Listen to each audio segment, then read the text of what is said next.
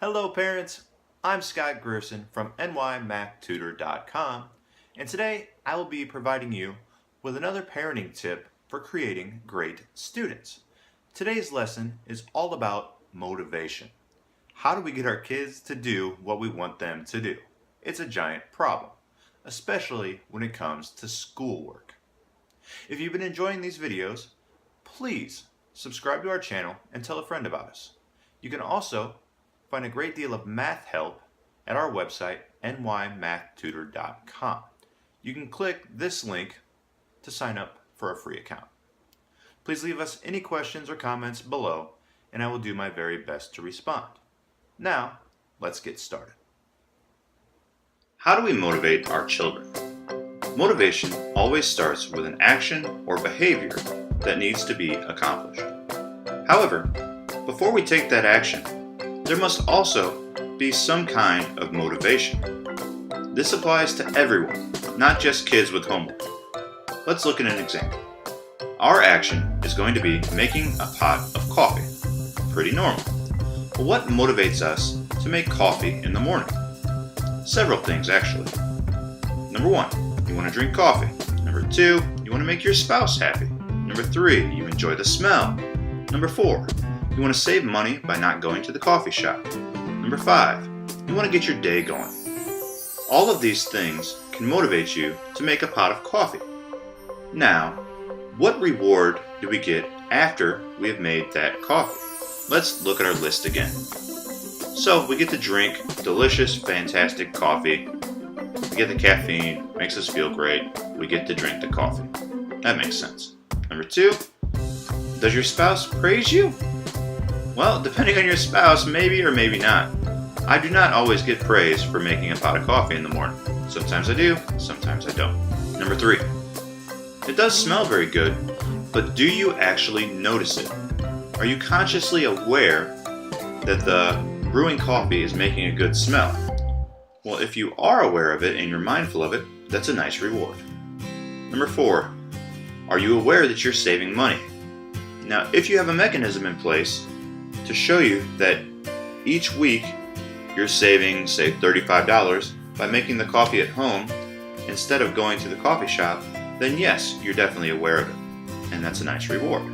And number 5, does your brain actually click into action when you've had that coffee?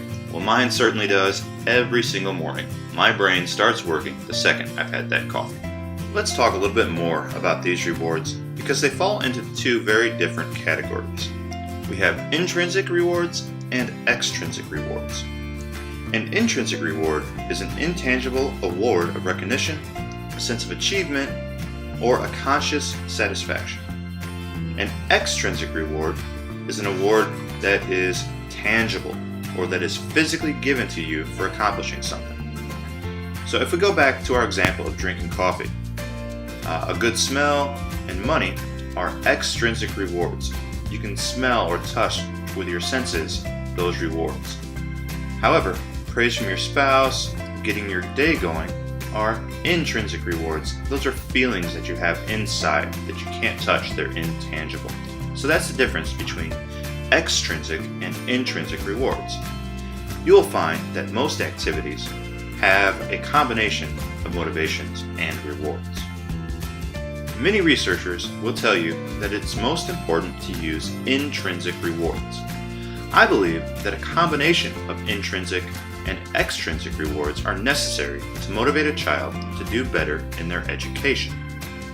Now, I promised earlier that I would help you get your child to do their homework.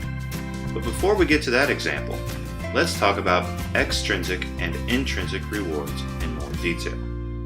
Extrinsic rewards. You see this in almost every classroom you walk into. Maybe children are given stars for reading books or stickers for doing their homework. These are very common examples of extrinsic rewards that motivate students. Extrinsic rewards work great in circumstances where the students place a very high value on that reward. This behavior also mirrors real life. Most of us go to work every day because we receive a paycheck. If we were not given money, we would not be going to work each day. Sure, we may get other satisfaction from our jobs as well, but without the paycheck, most of us would not be clocking in. However, if you don't care about the reward, this method will not be effective at all. For example, a millionaire would not be motivated by the monthly paycheck of a nurse or an accountant. Similarly, a student also may not be motivated by stickers. If the child thinks the stickers are quote-unquote stupid, which often happens, they will not be motivated at all by those stickers to do their homework. Therefore, the key to extrinsic rewards is finding a tangible reward that the participant cares about. It's very hard for a classroom teacher to find one reward that all their students care about. But a parent who knows their child should know exactly what kind of reward will be motivational. One issue many people have with extrinsic rewards is that if you use them too much, you can't get your kids to do anything unless you give them rewards for it. This can become a real problem, which is why I advocate a mixture of extrinsic and intrinsic rewards. Let's now transition to intrinsic rewards. Intrinsic rewards are intangible. They are an incredibly valuable form of motivation. However, they can often be much more time-consuming and difficult to set up. Let's say, for example, that your child hates doing math. Just absolutely hates it. It is going to be very difficult to set up an intrinsic reward. The child doesn't care about the material. They don't care if they ever get better at it, and they may not see why they need math skills in the first place. These are huge challenges to getting a child to do their math work. So how do we create intrinsic rewards? In doing research for this topic, I came across an incredible blog which lists 8 ways to make intangible rewards matter to kids. The blog is called sleepingshouldbeeasy.com. In another video, I go into detail about each of these 8 methods. You can click here to watch the video now.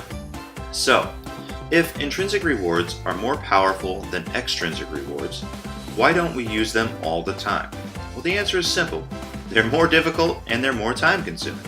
Plus, extrinsic rewards can teach us things as well. There are only so many hours in a day, and most of us do not have the time to fight every battle with our kids. My recommendation is that you set up as many intrinsic rewards as possible, but you should use extrinsic rewards as well.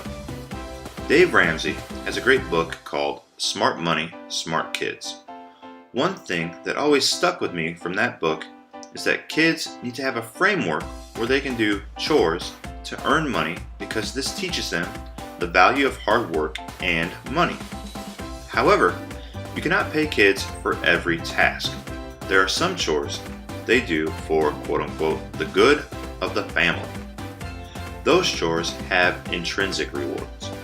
This mixture of extrinsic and intrinsic rewards seems to be the most effective method of motivation, and that's why I recommend to you to use a mixture of extrinsic and intrinsic rewards to motivate your kids. I hope you enjoyed the video this week. Please subscribe to our channel and tell a friend about us. If you have any questions or comments, you can leave them in the comments section below, and I'll do my very best to get to each and every one. If you do have other questions, you can send me an email to nymathtutor9@gmail.com. We hope you have a great week. We'll see you next time. Bye.